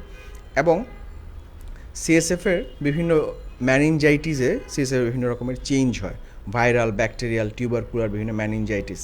সো এই চেঞ্জগুলো নর্মাল কম্পোজিশনতে কী কী রকমের চেঞ্জ হয়, কোনটাতে গ্লুকোজের অ্যামাউন্ট বাড়ে, কখন গ্লুকোজের অ্যামাউন্ট কমে যায়, কোনটাতে সেল কাউন্ট বাড়ে, লিম্ফোসাইট কাউন্ট কোনটাতে বাড়ে, নিউট্রোফিল কাউন্ট কোনটাতে বাড়ে, ইনভ্যারিয়েবলি প্রতি বছরই এগুলো নিয়ে কোশ্চেন থাকে, খুব ইম্পর্টেন্ট একটা টপিক। সো এটা আমরা একটু ভালোভাবে পড়বো সিএসএফ সম্বন্ধে। এবং last of all brain eyeball থেকে যেটা বলতে চাই, লিম্বিক সিস্টেম, যেটা আমাদের মেমোরি ফর্মেশনে থাকে। Limbic system is a vast topics. আমি শুধু আপনাদেরকে বলবো যে এর কী কী কম্পোনেন্ট থাকে লিম্বিক সিস্টেম। মেমোরি ফর্মেশন তো আমরা সবাই জানি যে মেমোরি তৈরি করে এটা, বাট পার্ট বা অংশগুলো কী কী, এটা আমাদের মেনলি জানতে হয়। আমি একবার শেষ করে দিব। আমাদের এছাড়া আমি আরেকটা টপিক্সে ক্লাস নিয়ে থাকি, সেটা হচ্ছে আমাদের নার্ভাস সিস্টেম বা নিউরোলজি। সো নার্ভাস সিস্টেম বা নিউরোলজি থেকে প্রতি বছরই কিছু পেইড কোশ্চেন থাকে, এমডিএমএস হোক, ডিপ্লোমা হোক, বা ইনভ্যারিয়েবলি প্রত্যেকটা কোশ্চেনে যে আমাদের ব্রেনে যে নিউরনগুলো থাকে, যে ট্র্যাক্টসগুলো থাকে, অ্যাসেন্ডিং বা ডিসেন্ডিং ট্র্যাক্ট, এই ট্র্যাক্টগুলোর সম্বন্ধে একটা ওভারঅল আইডিয়া আমাদের রাখতে হয়। এবং এই ট্র্যাক্টগুলোর মধ্যে যে মোটর ট্র্যাক্ট থাকে বা পিরামিডাল ট্র্যাক্ট যেটাকে আমরা বলি, সেই পিরামিডাল ট্র্যাক্টের দুইটা কম্পোনেন্ট খুবই ইম্পর্টেন্ট, বা আশা করি কোশ্চেন প্রতিবারই আপনারা এখানে ভালো মতো পড়ে গেলে পারবেন বা আসবেই কোশ্চেনগুলো, যে আপার মোটর নিউরন কোনগুলো বা লোয়ার মোটর নিউরন কোনগুলো, এবং একটা আপার মোটর নিউরন লিশন হলে তার কী কী সাইন সিমটম হয়, যে কোনটাতে স্পাস্টিসিটি পাই আমরা, কোনটাতে রিজিডিটি পাই, কখন আমাদের জার্কগুলো এক্সাজারেটেড হয়, কখন ক্লোনাস পাওয়া যায়। সো কোনটা আপার মোটর নিউরনের ফিচার এবং কোনটা লোয়ার মোটর ফিচার, ওয়াস্টিং কোন ক্ষেত্রে পাওয়া যায়, আপার মোটর না লোয়ার মোটর নেই, এই কোশ্চেনগুলো আমাদের থেকে ঘুরে ফিরে প্রায়শই কিন্তু আসে। সো নার্ভাস সিস্টেম থেকে এই জিনিসগুলো আমাদের মনে হয় একটু বেশি ইম্পর্টেন্স দেওয়া উচিত। এছাড়া ছোটো ছোটো যেগুলো থাকে, যেমন ফার্মাকোলজিতে আমাদের বলা হয়েছে অটোনমিক নার্ভাস সিস্টেম, এখানেও আমাদের অটোনমিক নার্ভাস সিস্টেমের একটু কম্পোনেন্টগুলো, যে কোনটা থোরাকো লাম্বার আউটফ্লো, কোনটা ক্রেনিওস্যাক্রাল, যেমন প্যারাসিম্প্যাথিক আমরা বলি ক্রেনিওস্যাক্রাল আউটফ্লো, কোন কোন ক্রেনিয়াল নার্ভগুলো প্যারাসিম্প্যাথিক নার্ভ হিসেবে কাজ করে, এরকম জাস্ট স্ট্রাকচারগুলো খুব ডিটেলসে না গেলেও। এবং এরকম আর দুই একটা টপিকস প্রায়শই স্যারদের খুব পছন্দের কোশ্চেন থাকে, যে আমাদের সিম্প্যাথেটিক চেইন যখন কোনো কারণে কম্প্রেশন হয়, হর্নার সিমটম বলে আমাদের কিছু সিমটম হয়, যে হর্নার সিমটমে পার্শিয়াল টোসিস হয়, অ্যানহাইড্রোসিস হয়, এই জিনিসগুলো হর্নার সিমটমের কী কী থাকে, জাস্ট একটা ওভারভিউ। এছাড়াও আমাদের রেজড আইসিপি যখন হয়, আমাদের আইসিপির কী কী ফিচার্স থাকে, যেগুলো আমরা কুশিং ট্রায়াড বলি, সেই কুশিং ট্রায়াড জিনিসটা অনেক সময় প্রায় চলে আসে কোশ্চেনের মধ্যে। এবং এছাড়াও নার্ভাস সিস্টেমের যেগুলো আমাদের শুভ বলতেছিল, যে নার্ভাস টিস্যু বা নিউরোলজি যে টিস্যুগুলো থাকে, সেই টিস্যু সম্বন্ধে একটা idea, physiology of the nervous system, যে এখানে কী নার্ভ টিস্যুগুলো যেগুলো থাকে, সেগুলো কী ধরনের সেল থাকে, এই সেলগুলোর মধ্যে কী কী অংশ থাকে, কী ধরনের কাজ করে, বা এখানে যে সাপোর্টিং সেলগুলো থাকে, সাপোর্টিং সেল থেকে দেখলাম লাস্ট এমডিএমএস এবং এসএনসি দুটোতেই কোশ্চেন ছিল, যে আমাদের সেন্ট্রাল নার্ভাস সিস্টেমের সাপোর্টিং সেল বা পেরিফেরাল নার্ভাস সিস্টেমের সাপোর্টিং সেল, যে অ্যাস্ট্রোসাইট বা অলিগোডেন্ড্রোসাইট, এগুলোর কোনটা কী কাজ করে, নিউরোগ্লিয়ার কোন ফাংশনটা কীভাবে হয়, এই সাপোর্টিং সেল বা নিউরোগ্লিয়াটাও কিন্তু আমাদের জন্য ইম্পর্টেন্ট। এছাড়া নার্ভাস সিস্টেম থেকে যে আমরা বলি nerve fibre, different type of nerve fibre, কোনগুলা আমাদের কোন নার্ভ ফাইবারগুলো কীরকম কাজ করে, মানে কোনগুলো থিক নার্ভ ফাইবার কীরকম কাজ করে, থিন নার্ভ ফাইবারগুলো কীভাবে কাজ করে, এই জিনিসগুলো দেখতে পারি। এবং আরেকটা টপিকস মোটামুটি পেইড বলি এখানে আমরা, যেটা হচ্ছে নিউরো ট্রান্সমিটারগুলো, যে নার্ভের একটা নার্ভ থেকে একটা নার্ভে যখন কন্ডাকশন ইম্পালস হয়, তখন বিভিন্ন নিউরো ট্রান্সমিটার্সগুলো কাজ করে। সো নিউরো ট্রান্সমিটারগুলোর মধ্যে which neurotransmitter are excitatory, which are the inhibitory, এবং কিছু নিউরো ট্রান্সমিটার আছে বোথ এক্সাইটেটরি এবং ইনহিবিটরি কাজ করে, এগুলো ফার্মাকোলজির সাথে অনেকটা রিলেটেড থাকে, সেখানে ওই কোশ্চেনগুলো আসে। সো এই জিনিসগুলো যদি আমরা একটু পড়ি, আমার মনে হয় নার্ভাস সিস্টেম একটা ভাস্ট টপিক্স, বাট এই টপিকগুলো টাচ করলে আশা করি আমরা ম্যাক্সিমাম কোশ্চেন সুন্দরভাবে অ্যান্সার করতে পারবো। So hope for the your best preparation. সবসময় বলি যে খুব ভালো একটা প্রিপারেশন নেবেন এবং be confident about your preparation, এবং পরীক্ষার হলে বোল্ডলি কনফিডেন্টলি সেগুলো অ্যান্সার করবেন। আশা করি আপনারা ইনশাআল্লাহ একটা ভালো পরীক্ষা দিতে পারবেন। Thank you. সুযোগ হলে আবার কথা বলবো ভবিষ্যতে। আচ্ছা, ধন্যবাদ মইনুল মুরাদকে। সে আপনারা জানেন ইতিমধ্যে যে নিউরোসার্জারিতে এমএস কমপ্লিট করে বর্তমানে ঢাকা মেডিকেল কলেজে আরএস হিসেবে কর্মরত আছে। তো মনে হয় মইনুল মুরাদের একটা ওটির সময় হয়ে গেছে, সে ইতিমধ্যে উঠবে। তো স্বাভাবিকভাবে আপনাদের পরিচিত পেশেন্ট আমরা অনেক সময় জিজ্ঞেস করি কার কাছে পাঠাবো, বিভিন্ন ডিপার্টমেন্টেরই হোক। তো যেহেতু আপনাদের পরিচিত এবং ভাইয়ের সাথে যোগাযোগ করা যাবে, পাঠিয়ে দিবেন তার কাছে। তো আশা করি যে একটা সলিউশন ভালো পাওয়া যাবে। তো যাই হোক, থ্যাংক ইউ মুরাদ। আমরা পরবর্তীতে কন্টিনিউ করি, তোমার সাথে ইনশাল্লাহ দেখা হবে। আচ্ছা, তো বায়োকেমিস্ট্রি নিয়ে আমরা যাব। তো এর মধ্যে বেশ কয়েকটা প্রশ্ন ছিল, যে ডিএমআরডি কেমন নাম্বার লাগতে পারে। এটা তো রেডিওলজিক্যাল একটা বিষয়, মাঝখানে ছিল না, আবার নতুন করে চালু হয়েছে, এবং বেশ ডিমান্ডিং সাবজেক্ট, 70 মতো সময়ের নাম্বার প্রয়োজন হবে। আর এটা ছাড়া আরও বেশ কিছু প্রশ্ন দেখলাম, যে মক টেস্ট আমরা কবে নাগাদ নিব। মক টেস্ট আমরা যেহেতু 9 তারিখে পরীক্ষা, আমাদের ইচ্ছা আছে যে 2 তারিখ সম্ভবত একটা শুক্রবার আছে, সেদিন তো অবশ্যই শুক্রবার একটা থাকবে। এবং মক টেস্টটা আমরা ইউজুয়ালি নেই হলো সেন্ট্রাল মানে হলো আপনি একাডেমিতে এসে পরীক্ষা দিবেন, এটার অনেক বড় একটা গুরুত্ব আছে। আমরা স্বাস্থ্যবিধি মেনটেন করে চেষ্টা করি, এর আগেও আমরা নিয়েছি রেসিডেন্সির আগে।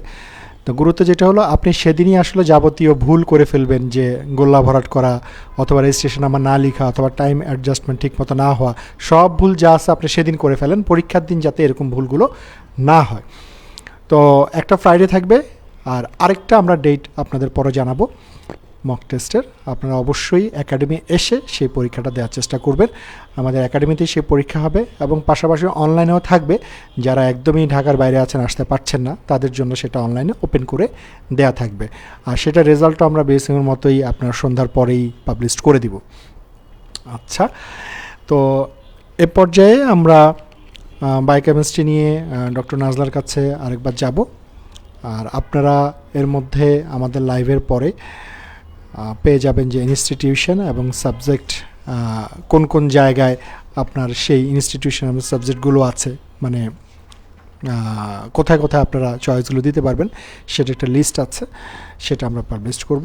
আর আগামী 3-4 দিনের মধ্যে যেটা বলেছি যে আমাদের সর্বশেষ রেসিডেন্সি কোশ্চেন এবং সর্বশেষ ডিপ্লোমা কোশ্চেন নিয়ে একটা ছোটো বই, আর পাশাপাশি এই রেড শিট বা কালো শিট যেটা আছে সেটা পাবলিশড হবে, আপনারা সেটা কালেক্ট করতে পারবেন। তো ঠিক আছে, আমি নাজলার কাছে আবার যাচ্ছি। থ্যাংক ইউ ভাইয়া আবার দেওয়ার জন্য মাইক্রোফোন। তো সাধারণত বায়োকেমিস্ট্রি এবং ফুড অ্যান্ড নিউট্রিশন এটা একটা কম্বাইন্ড প্যাকেজ আমি বলি, কারণ এখান থেকে হচ্ছে বেশ কিছু কোশ্চেন আসে। তো বায়োকেমিস্ট্রি ফুড অ্যান্ড নিউট্রিশন যে ক্লাসটা আমি সবসময় নেই, সেখানে আপনারা দেখবেন যে ক্লাসের মধ্যে আমি বলে দিয়েছি যে কোন জায়গাগুলো থেকে বেশি বেশি পড়তে হবে এবং হাইলাইট করতে হবে। আর এখন যে কালো শিটটা কিংবা আপনাদের যে ইম্পর্টেন্ট টপিকের যে শিটটা আছে, এখানে যে টপিকগুলো আছে সেইগুলো একদম ভালোভাবে পড়ে ফেলবেন। কীভাবে পড়বেন? বায়োকেমিস্ট্রি এবং ফুড অ্যান্ড নিউট্রিশন থেকে আমি যদি বলি যে সবার আগে ফুড অ্যান্ড নিউট্রিশন থেকে আপনি কী দেখবেন, এবং ফুড অ্যান্ড নিউট্রিশন থেকে কিন্তু অনেকগুলো কোশ্চেন আসে। কীরকমভাবে কোশ্চেন আসে? এখানে আপনারা দেখবেন যে প্রথমে আছে ওবিসিটি, তারপর এই ওবিসিটি কমপ্লিকেশনস, ওয়েট গেইন। এখন বায়োকেমিস্ট্রির সাথে হচ্ছে আপনার ফার্মাকোলজি হলো গিয়ে একটু রিলেটেড। কীভাবে আপনার কোন কোন ড্রাগ ওয়েট গেইন করে, এটা যেমন কোশ্চেন আসে। আবার what are the causes of weight gain, আবার কোন কোন ডিজিজ কন্ডিশনে আপনার এনজাইমগুলো বাড়বে, এই জিনিসগুলো আপনাদেরকে জানতে হবে। কোন জায়গায় মার্কলি ইনক্রিজ করবে, কোন জায়গায় মডারেটলি ইনক্রিজ করবে, এই জিনিসগুলো ভুল করা যাবে না। এছাড়া আপনাদের ফুড অ্যান্ড নিউট্রিশনে যে আপনাদের যে ভিটামিনস অ্যান্ড মিনারেলস আছে, এইটা থেকে প্রতিবারই কোশ্চেন আসে এবং প্রতিবারই মনে হয় যে এই জিনিসগুলো সবই আমাদের জানা, রিভিশনের অভাবে ভুল হয়ে যায় অনেক সময়। সো এই ভুল এইবার করা যাবে না, আপনারা ভালোভাবে রিভাইজ করবেন এই টপিকগুলো। যেমন হচ্ছে প্রত্যেকটা ভিটামিনসের, যেমন water soluble vitamin, fat soluble vitamin, প্রত্যেকটা ভিটামিনসের আপনি দেখবেন প্রথমে সবার আগে ভিটামিনসগুলোর ফাংশন কী, এগুলোর ডেফিসিয়েন্সি ফিচার্সগুলো কী কী আছে, এবং ভিটামিন যদি এক্সেস হয়ে যায়, টক্সিসিটি ডেভেলপ করে, তখন কী কী ফিচার্স হয়। তো আপনারা যদি ফাংশনটা পড়েন তাহলে আপনারা ডেফিসিয়েন্সি আর টক্সিসিটিগুলো পারবেন। এই জিনিসগুলো আপনাদেরকে ইন্ডিভিজুয়ালি জানতে হবে কোন ভিটামিন ডেফিসিয়েন্সিতে কী হয়। এছাড়া ইদানিং কোশ্চেন প্যাটার্নটা পুরো চেঞ্জ হয়ে গেছে। এখন আসে যে ডার্মাটাইটিস কোন কোন ভিটামিন করে, ডায়রিয়া হয় কোন কোন ভিটামিনের ডেফিসিয়েন্সির জন্য, তারপর হচ্ছে কোন কোন ভিটামিন টক্সিসিটির জন্য এই ফিচার্স হয়, এভাবে কোশ্চেনগুলো আসে। এছাড়া আপনাদের হচ্ছে কোএনজাইম, তারপর আপনার ভিটামিন ডি ডেফিসিয়েন্সিতে যে হচ্ছে যে আপনার রিকেটস, তারপর অস্টিওম্যালাসিয়া, এইগুলোর ফিচার্স আপনাদের পড়তে হবে। তারপর এক্সট্রা ফাইন্ডিংগুলো আপনাদেরকে ভালোভাবে দেখে যেতে হবে। অস্টিওম্যালাসিয়ার ফিচার্সগুলো আপনারা পড়বেন। এছাড়া আপনারা প্রত্যেকটা ভিটামিনের সোর্সগুলো দেখবেন, ওভারডোজ হলে কী হয়, আর অ্যান্টিঅক্সিডেন্ট নিয়ে একটু আলাদা করে পড়বেন, যেটা আপনার পরীক্ষায় ইদানিং দেখা যায় যে বেশ ভালোই কোশ্চেন আসে। এছাড়া আপনাদের হাইপার হোমোসিস্টিনেমিয়া, তারপর আয়রন অ্যান্ড জিঙ্ক, এই জিনিসগুলো আপনাদেরকে আমি হাইলাইট করে দিচ্ছি। এগুলো থেকে দেখবেন প্রতিবারই কোশ্চেন আসে, এবারও দেখবেন যে কিছু না কিছু কোশ্চেন চলে আসবে। যেমন হচ্ছে আপনার জিঙ্ক ডেফিসিয়েন্সিতে যেমন অ্যাক্রোডার্মাটাইটিস এন্টেরোপ্যাথিকা, এটা আসে, প্রায়ই আসে যে অ্যাক্রোডার্মাটাইটিস এন্টেরোপ্যাথিকা কোন ভিটামিনের ডেফিসিয়েন্সির জন্য হয়। সো এই জিনিসগুলো আপনারা পড়বেন এবং প্রত্যেকটা ভিটামিন মিনারেলসের ফিচার্সগুলো আপনারা দেখবেন। ভিটামিন ডি খুবই ইম্পর্টেন্ট আপনাদের জন্য, প্রত্যেকটা ইম্পর্টেন্ট। ভিটামিন সি পড়বেন, সির ফাংশন পড়বেন, ডেফিসিয়েন্সিতে কী হয়, স্কারভির ফিচার্স কী, রেডিওলজিক্যাল ফাইন্ডিংসগুলো কী আছে, এই জিনিসগুলো আপনাদেরকে দেখতে হবে। এবং আপনাদের এখানে কোনো কনফিউশনের কোনো সুযোগ নেই। কিছু কিছু ভিটামিন ডেফিসিয়েন্সির জন্য দেখা যাচ্ছে রেনাল স্টোন হচ্ছে, আবার ভিটামিন টক্সিসিটির জন্য রেনাল স্টোন হচ্ছে। তো এই জিনিসগুলো আপনাদেরকে ভুল করলে চলবে না। তো আমরা যদি বায়োকেমিস্ট্রিতে আসি, আমরা হচ্ছে আন্ডারগ্রেডে যখন আমরা বায়োকেমিস্ট্রি পড়তাম, বায়োকেমিস্ট্রিতে আমরা দেখতাম যে আমাদের মেটাবলিজম নিয়ে আমাদের অনেক কিছু পড়তে হতো। বাট আমাদের ডিপ্লোমা কোশ্চেন বলেন কিংবা রেসিডেন্সিতে বলেন, এই এমফিল ডিপ্লোমা কোশ্চেনগুলোতে দেখা যায় যে মেটাবলিজমের প্রত্যেকটা স্টেপ বাই স্টেপ কিন্তু কোশ্চেন আসে না। মেনলি যেগুলো লাগে রেট লিমিটিং এনজাইমস কোনগুলো, এগুলো আপনারা দেখে যাবেন ভালোভাবে, ভুল করা যাবে না। এছাড়া প্রত্যেকটার পাথওয়েগুলো কোনটা আপনার কোথায় হয়, মেটাবলিক পাথওয়েগুলোর সাইডগুলো, কম্পার্টমেন্টগুলো, এইগুলো আপনারা একটু ভালোভাবে রিভাইজ করে যাবেন। যেমন হচ্ছে আপনার প্রত্যেকটার, যেমন হচ্ছে মাইটোকন্ড্রিয়াতে কোনগুলো হয়, সাইটোপ্লাজমে কোনগুলো হয়, বোথ সাইডে কোনগুলো হয়, এগুলো বারবার রিভাইজ করবেন। এছাড়া বায়োকেমিস্ট্রিতে আপনারা দেখবেন ক্রিস্টালয়েড, তারপর কলয়েডস, এগুলো ফিচার্সগুলো পড়বেন, প্রত্যেকটা এনজাইমগুলো পড়বেন। সো এই জিনিসগুলো হচ্ছে গিয়ে আপনারা বারবার রিভাইজ করবেন, কারণ প্রত্যেকটারই দেখবেন যে এই যে পার্থক্য বলেন, এনজাইম বাড়ার যে কজগুলো বলেন, এই জিনিসগুলো কি হয় রিভিশনের অভাবে দেখবেন যে আপনি ভুলে যাচ্ছেন, জানা জিনিস আপনি অ্যান্সার করতে পারবেন না। কিন্তু আপনি যদি ভালোভাবে রিভাইজ করেন, বারবার পড়েন, দেখবেন যে অ্যান্সারগুলো করাটা খুব ইজি হচ্ছে। এনিওয়েজ, আপনারা যদি এই টপিকগুলো বারে বারে দেখে যান এবং আপনারা এই টপিকগুলো, ইম্পর্টেন্ট টপিকগুলো অবশ্যই লেকচার শিট থেকে সবার আগে পড়বেন। যাদের কাছে লেকচার শিট নাই, আমাদের ম্যাট্রিক্সের যে ভলিউমের বইটা আছে ওখান থেকে থিওরি পোর্শনটা দেখবেন। আর এছাড়া এখন যেহেতু টেক্সট বই যদি পড়তে পারেন, আগে পড়া থাকে, ভেরি গুড। আর না থাকলে আমি বলবো এই লাস্ট মোমেন্টে এখন না দেখে আপনারা চাইলে আপনারা এই টপিকগুলো এবিসি বায়োকেমিস্ট্রি যারা আগে পড়েছেন সেটাও আপনারা দেখতে পারেন। আর কুইক রিভিশন থেকে কোশ্চেন সলভ করবেন। আর আপনাদের যাদের কাছে মনে হচ্ছে যে এখন লাস্ট মোমেন্টে আমি এখন এগুলো কীভাবে দেখবো, আরও শর্টকাট কী আছে, আসলে শর্টকাট না, শর্টকাটের আসলে আমি কখনোই সাপোর্টে না। আপনারা লাস্ট মোমেন্টে এই জিনিস মানে এই ইম্পর্টেন্ট টপিক এটি হচ্ছে মোস্ট শর্টকাট, এর চাইতে বেশি শর্টকাটের কিছু নাই। এখানে প্রত্যেকটা টপিক আপনি পড়বেন এবং আপনারা ডাইজেস্টেরও হেল্প নিতে পারেন, কারণ ডাইজেস্টে এই জিনিসগুলো সুন্দর করে গুছানো আছে। ঠিক আছে, সো আপনারা যদি একটা ভালো প্রিপারেশান নেন তাহলে আশা করি ভালো একটা রেজাল্ট আপনারা পাবেন। আর আমি এখনই একবারই শেষ করে দিচ্ছি এই জিনিসটা, যে আমি ফার্মাকোলজি বায়োকেমিস্ট্রি নিয়ে অলরেডি বলেছি, আরেকটা ক্লাস আমি নিয়ে থাকি, সেটা নিয়ে আমি কিছু বলি, যেটা অলরেডি আমাদের মেন্টর রাফি উনি অলরেডি বলে দিয়েছেন। তারপর আমি একটু অ্যাড করতে চাই যে আপনাদের মাইক্রোলজি, প্যারাসাইটোলজি, ভ্যাকসিন, এগুলো থেকে আপনারা যেটা করবেন, live vaccine, example killed vaccine, এই জিনিসগুলো ভালোভাবে দেখে যাবেন।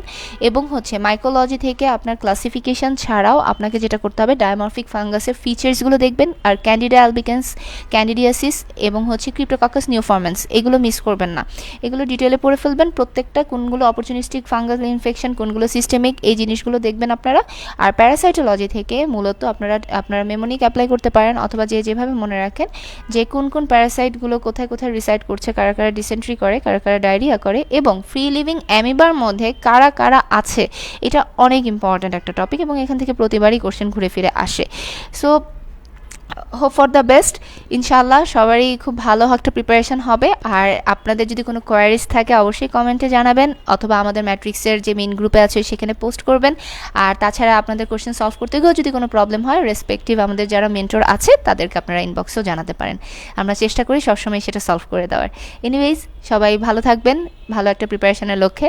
আমরা দেখতে পাচ্ছি যে আমরা সামনে খুব ভালো রেজাল্ট পাবো আপনাদের কাছ থেকে, এবং আপনারা সবাই সেটার ফিডব্যাক দিবেন ইনশাআল্লাহ। সো আমি মাইক্রোফোনটা দিয়ে দিচ্ছি জুয়েল ভাইয়াকে।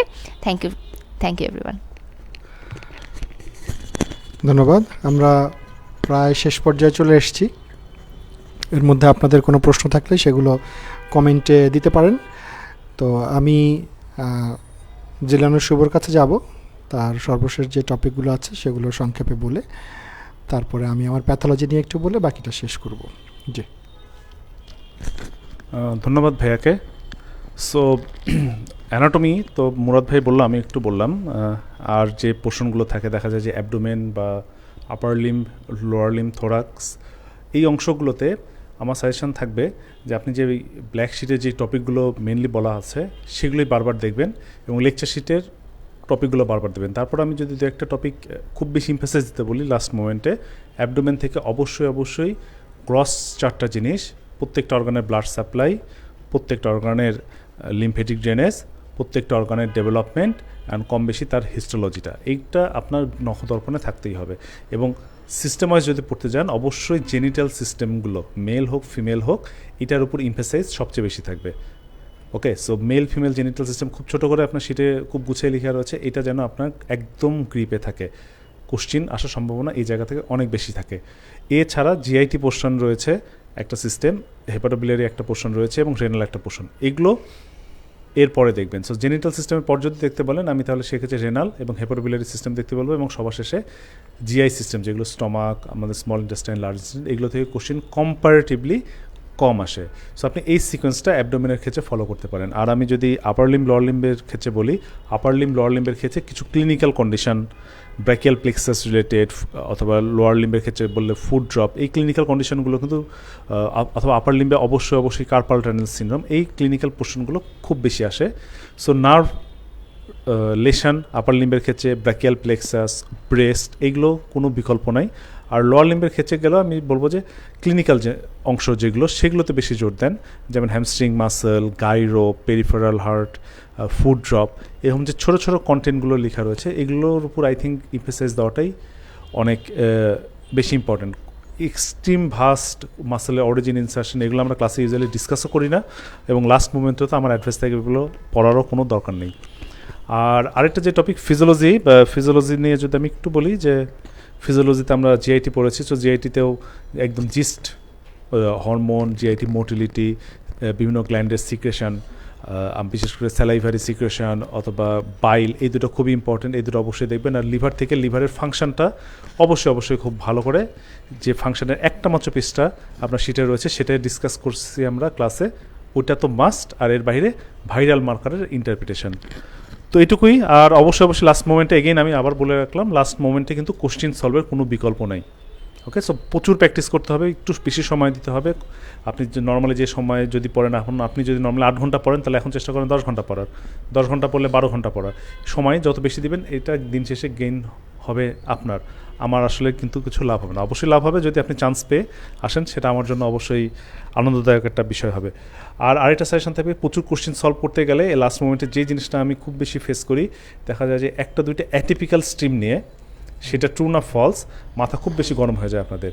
সো এমন কিছু স্ট্রিম থাকে যেটা দেখবেন আমাদের যে কুইক রিভিশন, সেখানেও ট্রু বা ফলসের পর একটা কোয়ারি মার্ক চিহ্ন দেওয়া রয়েছে, যে স্টিল নাও আমরাও কনফিউজড, এটা বইয়েও কোনো ক্লিন কাট লাইন বলা নাই। সো এরকম স্ট্রিম নিয়ে মাথা গরম করার কোনো দরকার নেই লাস্ট মোমেন্টে, just skip that stream, look for the topic, কোন টপিকটা থেকে কোশ্চেন করেছে, ওই টপিকের কনসেপশনটা আপনার আছে কিনা সেদিকে জোর দেন। আর অবশ্যই স্বাভাবিকভাবে শেষ মুহূর্তে হয়তোবা কিছু টপিক থাকবেই যেগুলো আপনার গ্রিপে নাই, অথবা আপনি বুঝছেন না, অথবা কনফিউজড হচ্ছেন। সেক্ষেত্রে অবশ্যই আমাদের ম্যাট্রিক্সের যে পেজ রয়েছে, সেখানে আপনি ওপেন ডিসকাশন আপনি পোস্ট করেন, আমাদের রেসপেক্টিভ মেন্টর চেষ্টা করবে সেই টপিকটা নিয়ে আপনার সাথে ডিসকাস করার, অথবা আপনারা নিজেরাই চেষ্টা করবেন আরেকজনকে হেল্প করার। লাস্ট মোমেন্টে কনফিউশন কোনো টপিকে রাখা যাবে না, অথবা আপনি চাইলে রেসপেক্টিভ মেন্টরকেও ইনবক্স করতে পারেন, তারা চেষ্টা করবে সময় মতো আপনাকে সেগুলোর ফিডব্যাক দেয়া। So best wishes for all of you. Last মোমেন্টে ভালো মতো প্রিপারেশান নিতে থাকেন। অবশ্যই যদি আমাদের যে মকের ডেটটা দিবে সেটা অ্যাটেন্ড করার চেষ্টা করেন, এটা আপনার পরীক্ষাতে আপনাকে অন্য 10 জনের থেকে এক স্টেপ অবশ্যই এহেড রাখবে। অ্যান্ড প্র্যাকটিস করতে থাকেন, keep practising, and best wishes for you all. Thank you. ধন্যবাদ শুভ। আচ্ছা, তো আমাদের এই টোটাল প্রিপারেশনের মধ্যে ফিজিওলজি একটা বড় একটা অংশ আছে, যেটা হলো কার্ডিওলজি, রেসপিরেটরি, তারপরে আছে আমাদের জিআইটি, রেনাল, হ্যাঁ, এবং এন্ডোক্রাইন।